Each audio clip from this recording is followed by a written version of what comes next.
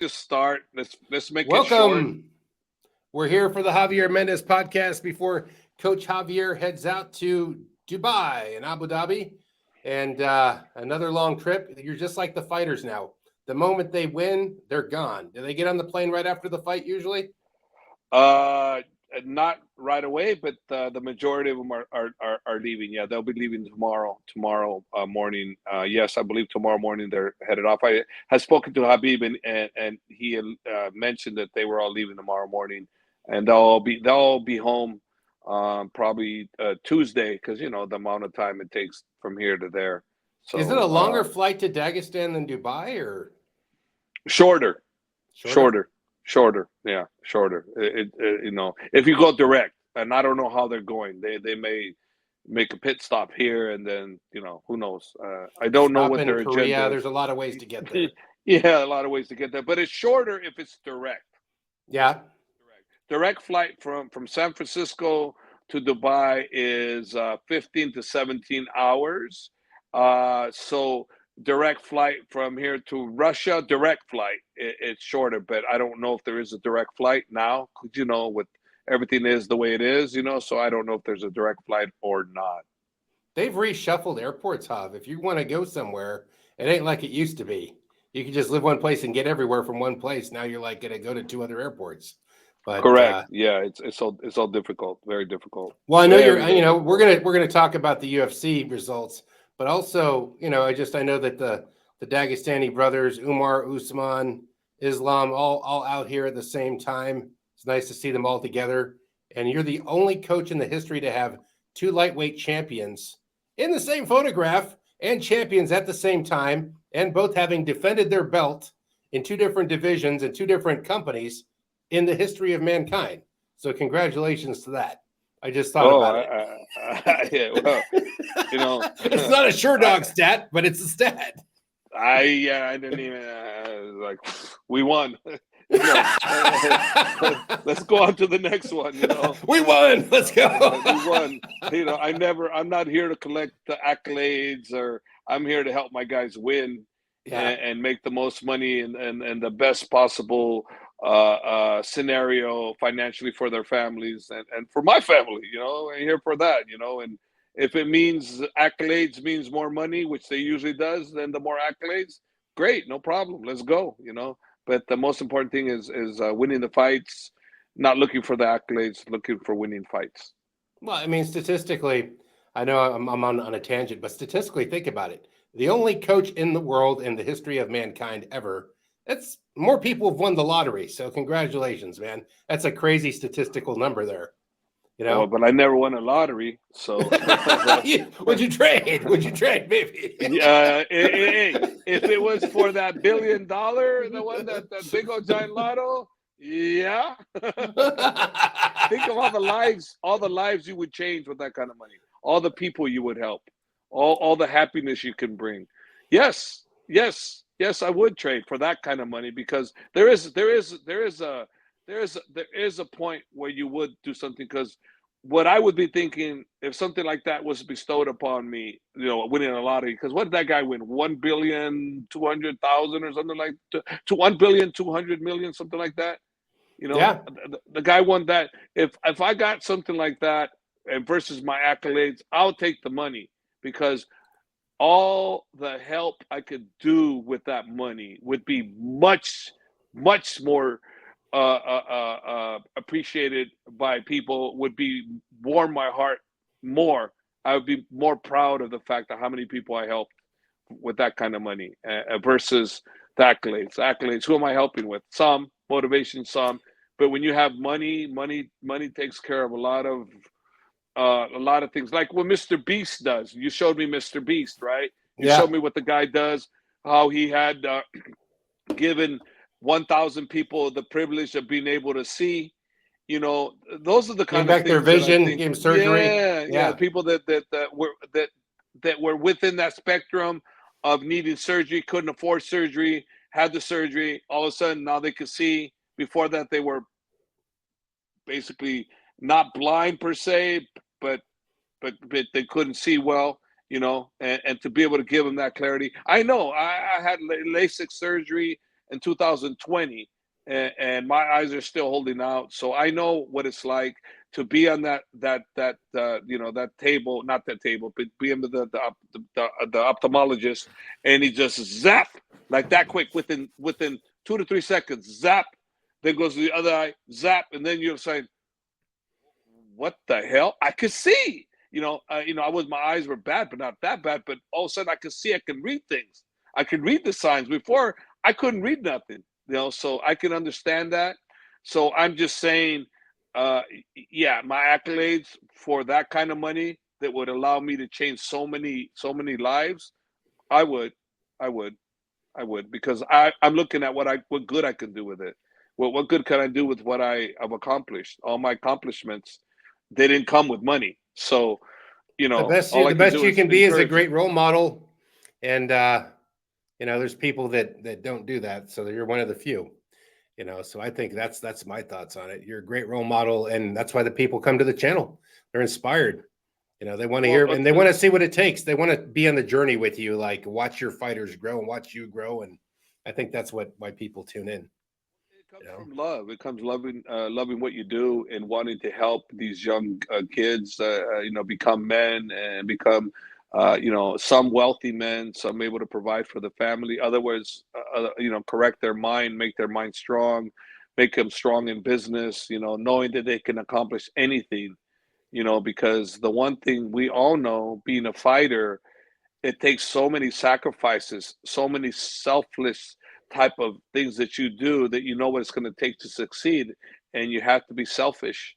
And if you're not selfish, then you can't be successful as a fighter. You got to devote your time to training as your main priority, and the family or your girlfriend that's behind you, they have to understand that, and they got to support that, because if they don't understand that, they don't support that, it's very hard to make it without family support.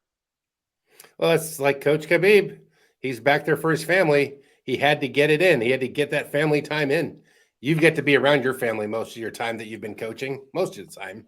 Not as much the last few years, but before that, yeah, I'd say, right? Yeah, I was with my family a lot, and family is very, very important. And it's like what you said, Habib. With Habib, it was a situation where when his father was alive, his father didn't train Habib in the States. I did. So for all Habib's UFC fights, with the exception of one, I was in Habib training him all those fights, and it was all based on his father, though, the main force behind him. His father being with him in the morning and at night, talking about the training, talking about the mental strength, discussing all these things with Habib. So Habib had me here in the U.S., but he had the most important person at home, his father, taking care of all the things that a father and a great coach needs to do, and that's what his father did for him.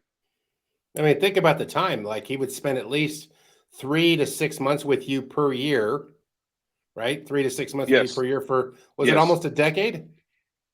For a decade, yes, but the majority, That's you said almost 3 to 6 months. 5 solid years away from the family, almost in total. Yeah, almost. But then that meant that he spent more time with his father, right? Yeah. More time with his father, and on top of that, he was with his father since he was born. So Yeah. even that's even more time with his father. So yeah, he spent a lot of time with the great one, and that's why I call Father's Plan. Out of respect for, somebody that I got to experience as one of the greatest coaches I've ever been around. Habib's father. The world doesn't know that because they weren't able. The whole world didn't get to experience what I did, and what a great humanitarian his father was. And people that don't know, research him, look at his interviews, look at how he talks, look at what he says, and the man speaks truth, incredible wisdom, and just a great example of a human being is what Habib's father was. Yeah, there's some good videos of him jogging around town, talking to everybody. Popular, good guy. People would come to him for advice and stuff. I watched a really good video on him. This was just showing him working out and with his band that he loves to work out with, Yeah, his like rubber the band. band all the time. Yeah, He's always using it, like when he was with you guys too. So yeah, I always, all saw the that in the time, all the fights. time, all the time, all the time. He was just a great human being. And here's a man that if you wronged him, when you did things wrong but you apologize, he's the kind of man that would accept your apology and wish you good health, and good fortune. He's not going to hold anything against you. He was that kind of individual. And very rare in this world do we have somebody that was like him. Yeah, it's so true. Well, if you guys are looking, look around for Abdulmanap Nurmagomedov, the father, and there's some good videos out there on YouTube. Let's talk about this UFC fight night that happened this weekend, and this kind of plays in because you have Umar in this weight division, and the cards have been shuffled a bit. And I'll start off with the main card fight. Merab fought Peter Yan and just smothered him with grappling takedowns, grapple to punch, grapple to punch, grapple to punch combos. He stifled his whole work set of techniques. What did you think about that fight? I thought Merab is a beast, cardio machine. He went to the well, whether he hit it or not. He went to the wrestling continuously over and over and over again, and with great success. And one thing that Peter Yan was doing wrong, in my opinion, is Merab would punch and he'd go like this, okay? And when the punch is coming and you're doing this, guess what you're open for? Takedown all day long. Takedown. All day long. And then you continue to do this or this or this all day long. Takedown's coming. So Merab was fighting beautifully, executed beautifully. Peter was beautifully getting up, trying. I believe that Merab hurt his leg when he kicked the shin, because as soon as he put that, he switched, and he never really tried with the other leg that much. He kept switching southpaw, So I believe Peter Yan got hurt early, and Merab never left the pressure, never left, the takedown defense, punch to the kick, and being busy, pushing. So I don't think Peter ever got an opportunity to get off. And that's because Merab did something I've never seen, and I believe, if I'm not mistaken, he attempted 48 takedowns. Some huge number. It's I don't think anybody I've ever seen in my life has shot that many times. Yeah. Anybody that's going to be fighting this guy, you better be able to stop those takedowns. And you better be able to continue to stop him, and you better be able to hurt this guy, because his cardio is off the charts. Yeah. He's got to have undeniably, potentially the greatest cardio out of any fighter I've ever seen in my whole entire life. I would say, and I would go on record and say that that's probably what he has, the greatest cardio I've ever seen out of anybody. So therefore, he can continue to go at a high pace and the wrestling pace. So you're going to deal with him. You better be able to deal with him with great precision striking to stop that, and you better have your wrestling back up, because this guy ain't going to stop shooting. You stop his shot, he's coming back in again. You stop his shot, he's coming. You can stop his shot 10, 15 times. Then guess what? He's got another 10, 15, 20 more to go, and he'll continue doing that. And he's going to continue to kick you. He's going to continue to punch you. He's going to continue to be in your face, and he could take a good shot. He's got great coaching. His coaches are, legendary coaches, so he has a good support system there, and he's got Sterling, who's the present champ. So you got two guys that iron sharpens iron type scenario. So those two guys push each other, and I don't think there's any camp in the world that's got two quality, high caliber people of this magnitude in the same camp, and they do have that. So let's see what happens, But I see if Aljamain gets by Henry Cejudo, I'm predicting that he's going to go up in weight, because he's not going to fight Merab, and he's not going to stop Merab from going after that bantamweight title. I think because Sterling is a big guy, I think he can make 145 and be a strong candidate at 145. So I foresee something like that happening. If Sterling gets past Cejudo, and that's if, because he may not. So I see Merab waiting for the winner of Sterling versus Cejudo, And then if Cejudo wins, he's going to fight Cejudo. That's the way I would play it. If he doesn't, then I see Sean. Sterling jumping up in weight, and then we'll see who's going to fight. Probably Sean O'Malley will fight Merab for the title. That makes sense, doesn't it? Doesn't it make sense? Of That's a course, good one. yeah, it's a good one. But the UFC, they're going to decide what they want to do. You and I can talk all we want, but until they put it on and they put it on their website, that's what's going to happen. So, like I always They're say, probably going to fight Connor. I'm kidding. well, I'm kidding. I'm kidding. But think about it in reality, though. Let's put it this way: if you offered any of those guys to fight with Connor, how many of those guys going to say no? Probably none. They'll fight him.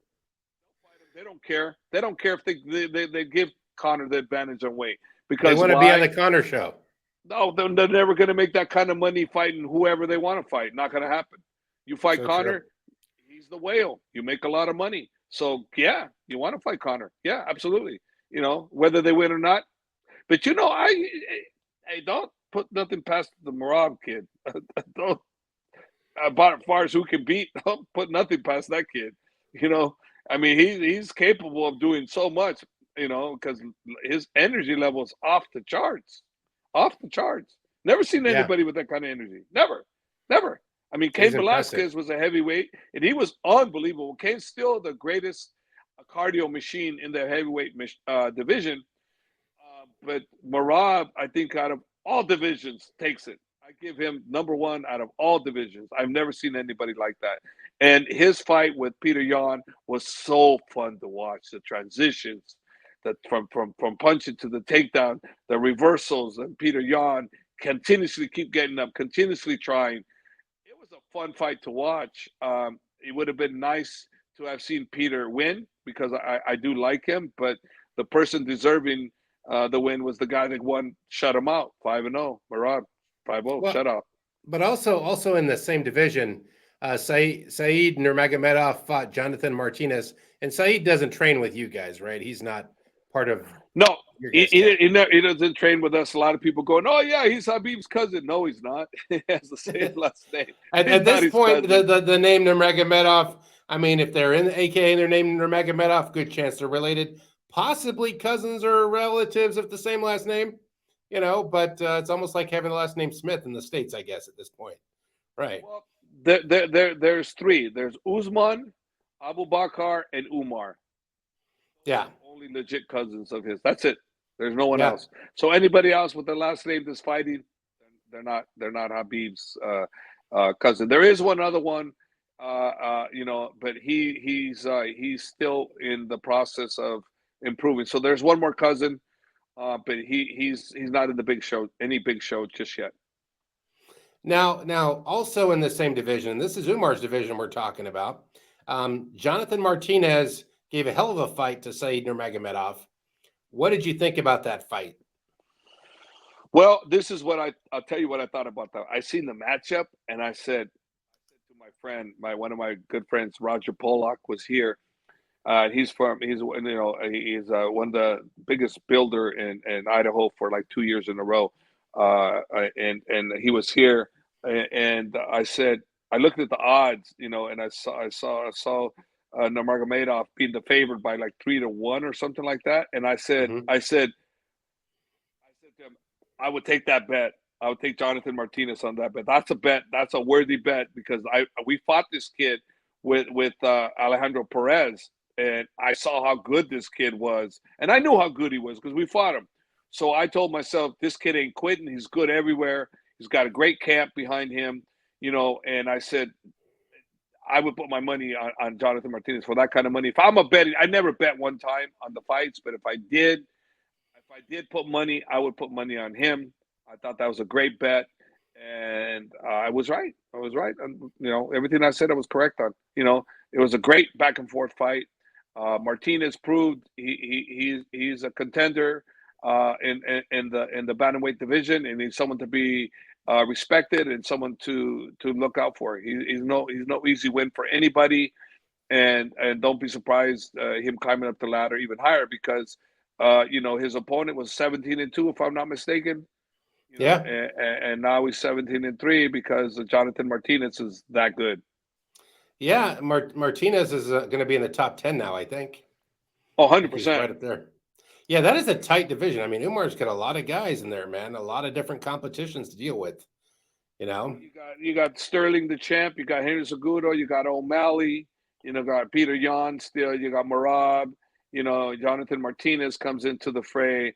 I mean, Umar. I mean, that's a stacked division. Super stacked. Super stacked. But Young Eagle, in my opinion, prevails. I've seen him for so many years, and I've seen his evolution. And he is, in my opinion, the heir to that throne. He will win that title when that time is presented to him. But right now, let's see how it unfolds. We still got 1-2 fights before we're even going to be in the title picture, because as it is, most people that are smart are not fighting Umar for one reason. What's the value for them? What do they get in fighting such a great fighter? A guy that most people like me and Habib and many others predict is the future for the bantamweight division. Who's going to want to risk their ranking on let's say that the show happened yesterday. You're the semi-main event on that card. Who's going to want to risk that as a semi-main event or on that card, main card? Not too many managers are going to want that kind of a deal. They're going to want a bigger spotlight, and they're going to want an opportunity to fight for the title if you fight Umar.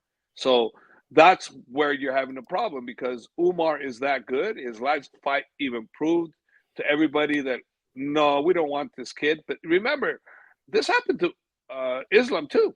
He was in the same boat. Remember that? It happens to all your Dagestani boys. Are like, pretty good chance. Pretty good chance I'm going to get sent to the back of the line and lose my place in line if I fight this guy. Or if I just wait and someone else gives up their seat first, I'll be at the table. Right. Habib was the first one that was happening too. Remember There's a consistency with the Dagestani boys. Yeah. With the UFC, not with Bellator. Usman breezed right through that. There was no this. There was the push for the title. He got the title. He won the title. He defended the title. So for Usman with Bellator, there was none of that. He went right straight for the title. He earned the title. He's defended the title. He's proved he's one of the best in the world and competitive with anybody. You'll never know who the best lightweight in the world is, because those two guys will never fight, not even a consideration, will never consider it. If they want each other's belts, they'll go to each other's houses and trade belts. Here, you can wear my belt. Okay, you wear my belt. You can forget about anything to do with those guys doing anything more than sparring each other to help each other out. That's it. This is as true brotherhood as you could ever get with my Dagestani guys. There's no money. There's no money that they would ever. No money in the world. No money in the world. No motivation in the world is going to get these guys to do something like that. They will never do it. And why? Why do they need to? There's no Usman is with a great organization. Bellator is taking great care of him. And you know what? He's got a lot of money he's going to make there. A lot of great challenges. He's fighting in my opinion, and it's my opinion, is the greatest tournament, in the history of specialized sport divisions, like weight divisions. This is the greatest lightweight tournament of all time, in my opinion. The Bellator tournament, greatest lightweight tournament. Because it is a tournament. It does force a different type of problem for a fighter to go through, a different type of gauntlet than, let's say, that you're a contender, then you wait for the right fight, then you go up 5 points, then you wait, and then you're in the top 3, and you kind of like do that. This one doesn't give you a chance. It's kind of like old school UFC, except they did that all in one night, all in one day. You go in there with a contusion on your head and fight. Unfortunately, there'll be no state athletic commission that would probably allow you to fight all those kind of rounds in one day. I mean, remember, these are 5-rounders too, 5-round fights. Yeah, there's nothing to prove at this point. As much as they put into these fights and as hard as they are in these fights, you don't need another fight after that fight, unless you might be lucky and like we'll talk about in a second, but and something about Usman, the Umar, a lot of people don't know, because you saw him hold his own. We can't talk about what happened exactly. You see them spar with world champions already, so you have inside scoop. I mean, we're not going to talk about it. Yeah, that's the thing. It's like, look, I'm not talking we could have, would have, should have. I Not get making to it up on witness. some theory because No, you have to say it no, because if you don't, Habib will get mad. no. I witness the greatness in my gym. I don't make a prediction based on something I didn't personally see. I mean, I knew how good Jonathan Martinez was, not because of anything that I personally was there watching him go against my guy and what he did to my guy. That gave me a bird's eye view, not television view. When you're there in person watching like cage side like I was, and you have an opponent that you train that he's fighting and he's beating your guy, he's beating your guy up.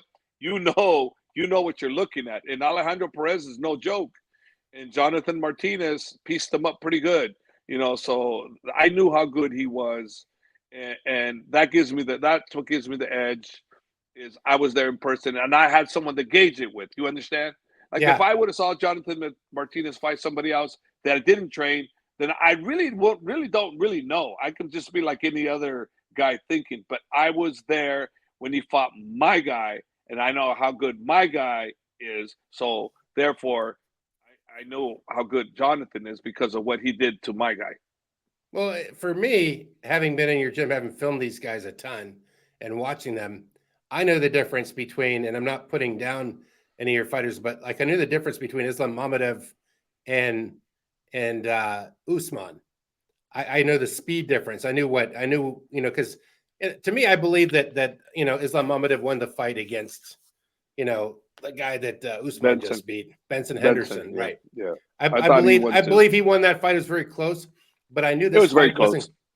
I knew the speed and the youth and the athleticism and Yeah. the lack of injuries and the total dynamite package that Usman presents. It was going to be a different thing, and it sure enough showed Well, it. you It and showed I it. had the cheat. You and I had the cheat code, okay? Right. Because we saw Islam Mamedov, who's a great fighter in his own right, who could very easily win the lightweight title. So but we know how good Usman is because we see it. I know how good he is because I see it. I've made comments about how I said out of all my fighters, and I mean every single fighter I've ever trained, he is the most gifted out of all of them. Habib helping me work his mental.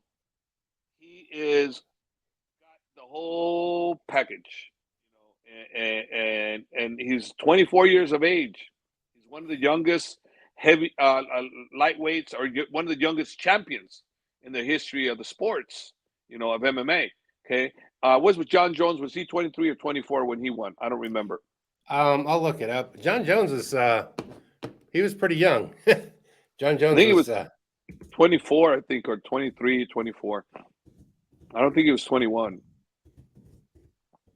but he was yeah, young. he was coming out of college. So if I look on 2023, Yeah, yeah, he had it by a year. yeah, by a year. So that's extremely young too. John Jones was 23. Usman was 24. One of they're right there. They're right there, right there. Usman's within probably 10 or less champions under 24. Yeah. Or maybe even less than that, maybe less than 5. I don't know exactly the number, but it's pretty low, bro. It's pretty low being that young and champion. And Usman's body. Can you imagine 6 years from now what he's going to look like if he stays focused? Keep training like I know he will, and he keeps the desire strong and burning. Can you imagine what he's going to be like? To be a movie star. Oh my gosh, unstoppable. Get his English better. We'll do more English lessons, et cetera, et cetera. We got to get him on here. We got to get him to practice. He wasn't using enough English. Punishment is come on the podcast for not talking for laying back because we see you speak it good in the gym. You didn't want to do it at the press conference. Uh, well, I don't know. They put a interpreter there on him. I don't really know what. I mean, he was perfectly capable of speaking himself, but hey, I don't know He's what one the of the best agenda is. English speakers. He is. He's very good. He's very good. So I was confused when they had him speak, a Russian. Maybe they wanted that for the fans. I don't know, but he was perfectly able to speak English, and respond. So the translator being there, I have no idea why he was there. To be honest with you, I have no idea. But he was there, So obviously he's more comfortable in Russian, and he's, he speaks really well, really, really well. And I'm sure he's more comfortable, speaking, the Russian language. I'm sure he's more comfortable doing that, and No, but if it's you, see, like say we did one with him, like we did with Umar. He was always, "Hey, coach." He always wanted to answer. The answer was always to coach, and I was like, "That's fine," but that's his comfort level, and he's like perfect when it was to coach. So is there something yeah. about the connection to you and speaking English? You're the sparring partner. That's what it is. Well, we I wish they would teach me. They taught me a little bit better. I know more words now, but I still need a lot to get to that point where I understand some words now, and I'm getting better. And just the more associated I am with these guys, the more I'm going to understand. But it's really, really difficult. The language is, I think, what probably for me, almost near impossible to pick up properly. I'm My having a wife tough says time. my wife said it's such a difficult language that even the people that speak it don't even speak it well, a lot of them within their own language. It's Uh, like because it's so much, there's things called conjugations and the way you combine the he, her, them, they kind of stuff. And that's what yeah, really the pre and past and post tense kind of situation. You're like, yeah, you know, it's like you want to go to the mall. To the mall, I went already. You're like, no, no, no. I want to go to the mall. It'll yeah, yeah, confuse yeah, somebody. yeah. But Very confusing. Very confusing. so back, I Very, very mean, confusing.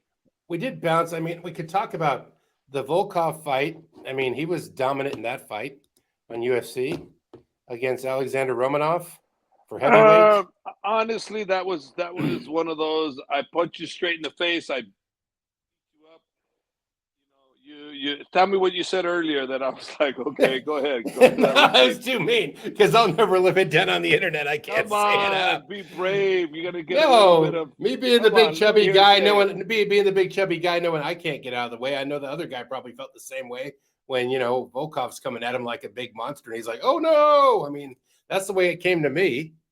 You know, That's not the way you said earlier. You said it much well, I don't funnier remember than what I that. said. Come on, about the I, donuts and the whole bit. You making me fun of you chubby stealing a guys. donut at a gas station or something. That's my Well, analogy. stealing donuts at the gas station.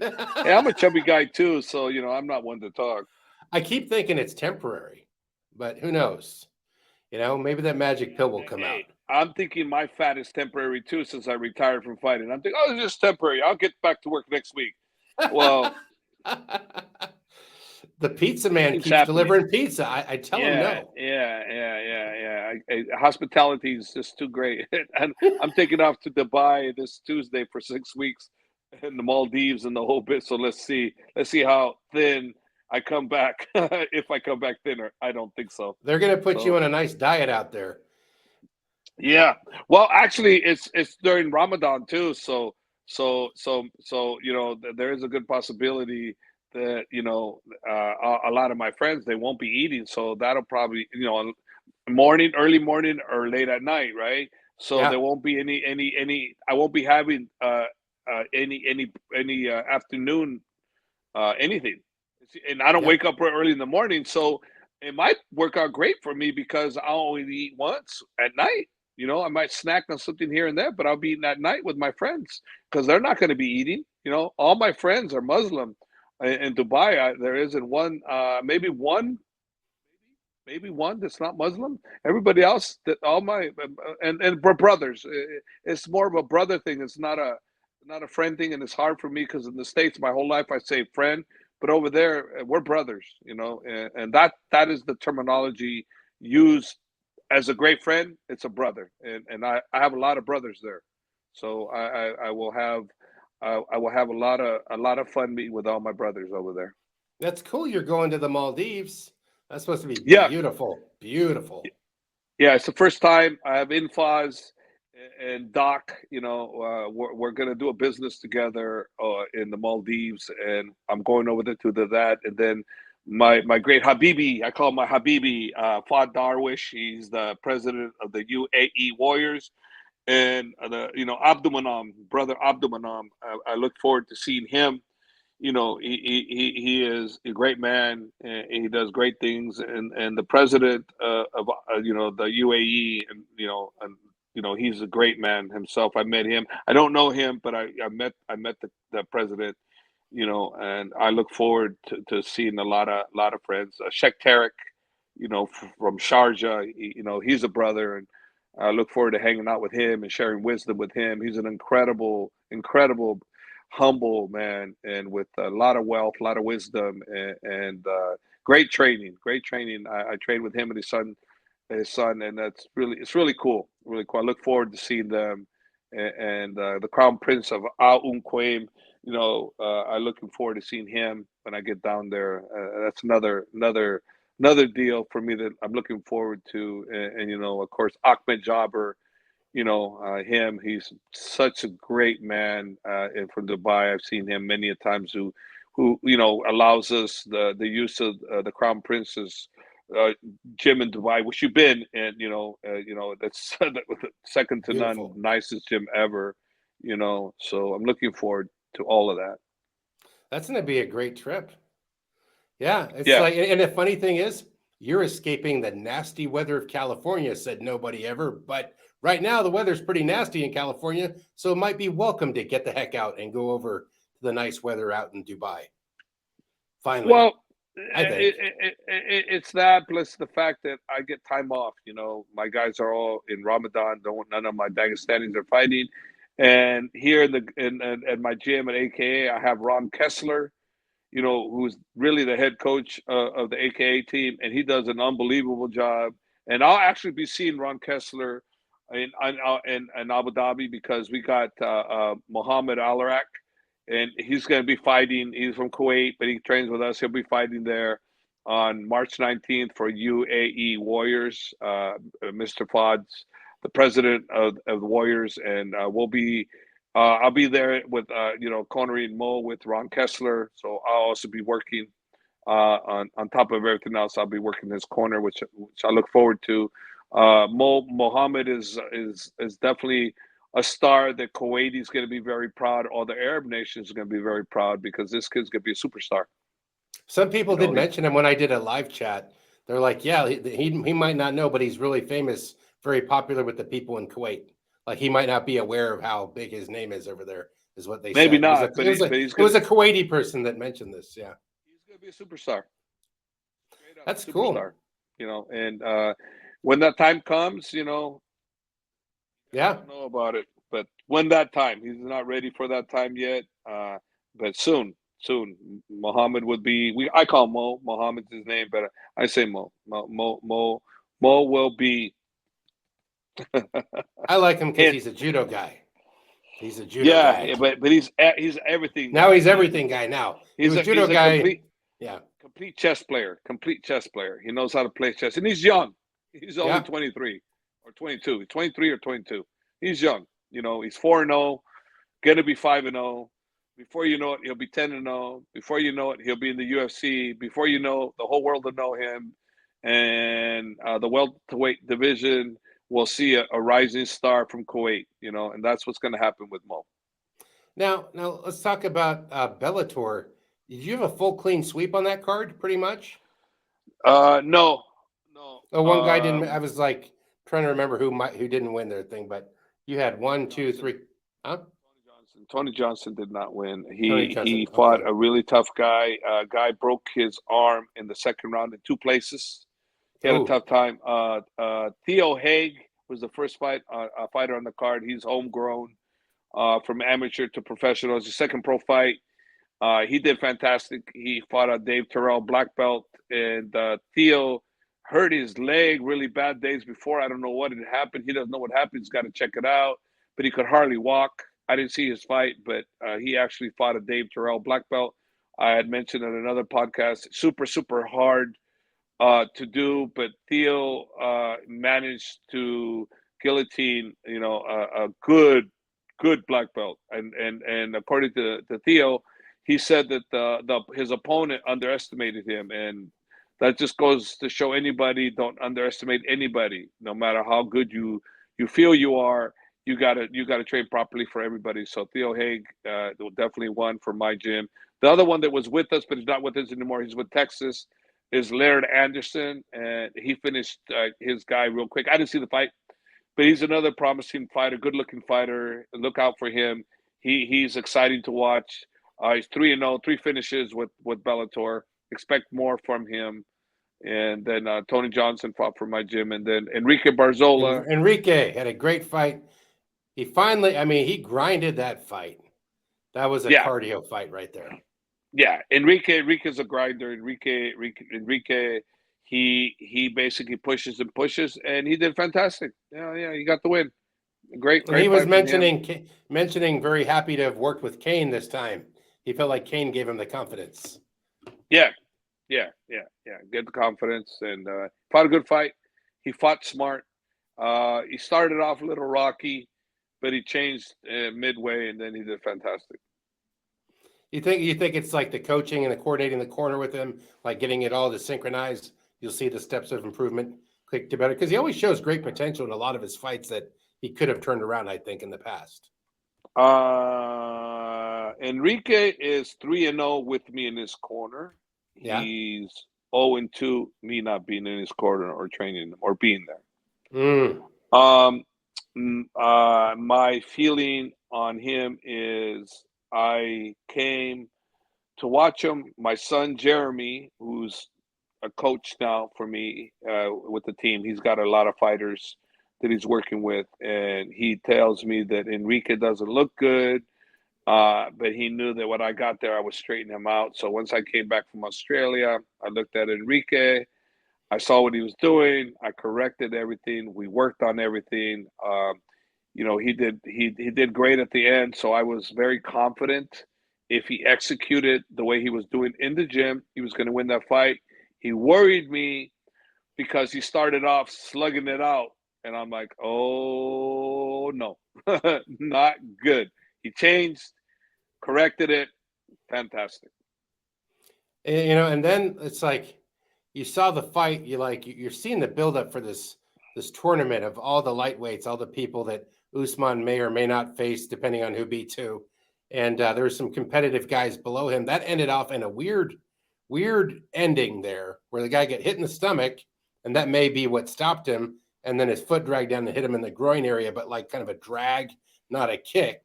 So it was ruled out like he lost the fight. He was probably confused by that decision, because maybe when he kicked him here in the lower stomach area, he probably, and then hit the cup, he probably associated the two in pain, but that's what got him. He kicked him in the breadbasket pretty well.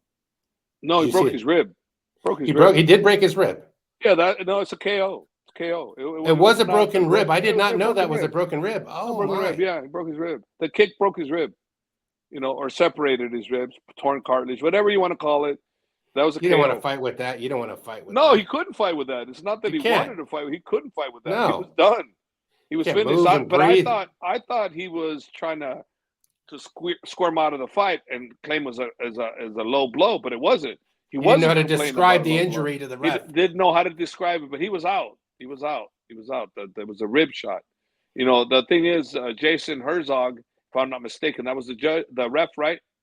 Jason Herzog. So. I think Jason was confused as to what the hell happened, because you couldn't tell. So if Jason had made that decision right then and there was the kick, then remember they went to the instant replay and they got it from there, and they figured, okay, it's a KO. So I'm pretty sure it's listed as a KO. A worst case TKO, but that was a KO because that was a deliberate shot.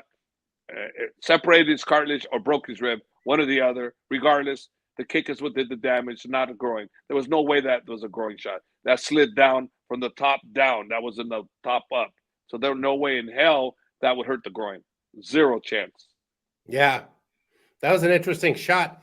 And then there was another weird one, which is also just before that, which was the Michael Venom Page. Oh my! Kicking the patella right off the center of the knee. And you said you've never seen it. You were going to talk to me about that. Like, never seen that in my whole entire life. Never seen it, and especially that gruesome. Never. That's a highlight reel that should go viral and has probably gone viral, because that is very rare. That's like those, Chris Weidman. Anderson Silva breaking their shins. Bent over. Yeah, that's what happened to Conor too. Yeah. Yep. Conor McGregor. Yep. Chris Weidman did it too, right? Because he broke it too. But And but so but also Venom Page has had two crazy breaks. Like he broke Cyborg's skull in the front with a knee. yep, He cracked the yep, plate of yep, his yep. skull. But it just shows what an incredible striker he is. But I mean, just that kick and that speed. It's kind of like you don't have to be super buff to knock somebody out. If you can deliver your kick or your punch with speed, you can be a leaner guy and destroy people. Well, look, for striking, honestly speaking, Michael Venom Page has kind of got that built for great striking, like John Jones. The smaller calf, long, lean, tall. They're very similar in that regard, and that's why they're incredible strikers. It's hard to deal with guys like that. They're fast, they're accurate, they're athletic, very difficult. Very difficult. And this is not a bodybuilding competition. Guys that got those small, like thin, like calves like that, they're incredible. I mean, look at Johnny Bone Jones, bro.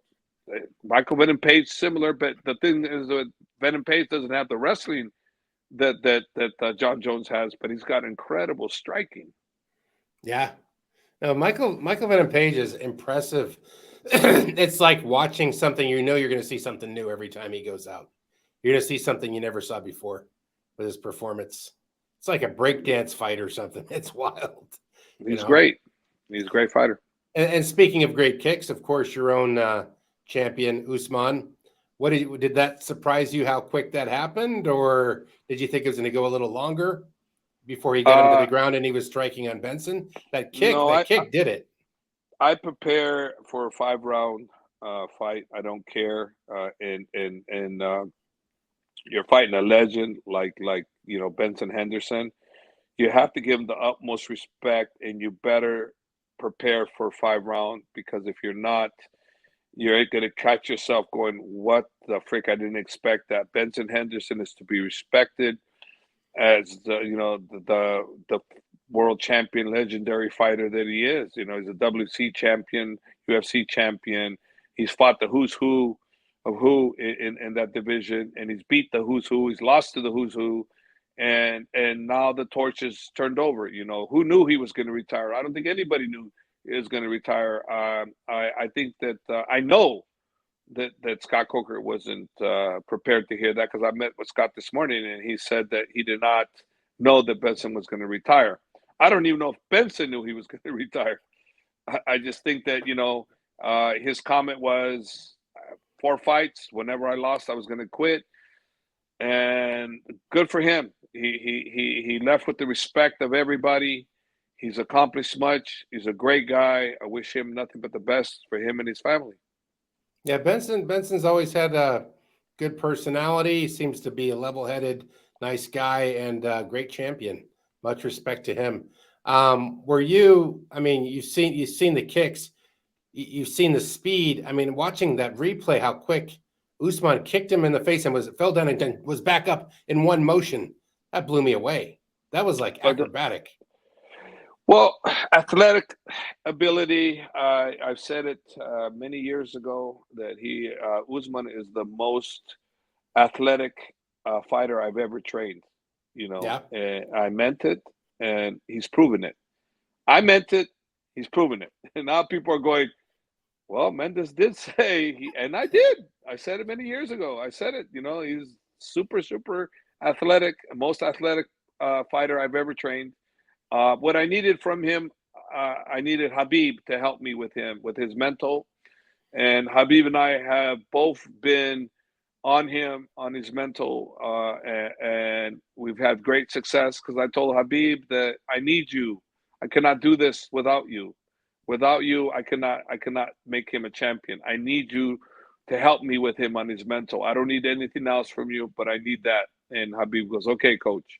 And Habib, not only did Habib whoop his butt grappling, because he whoops everybody's butt, but he also got him mentally, sharp where he needed to be, like the champion that he is now. And he's 24 years old, bro. So we're just beginning.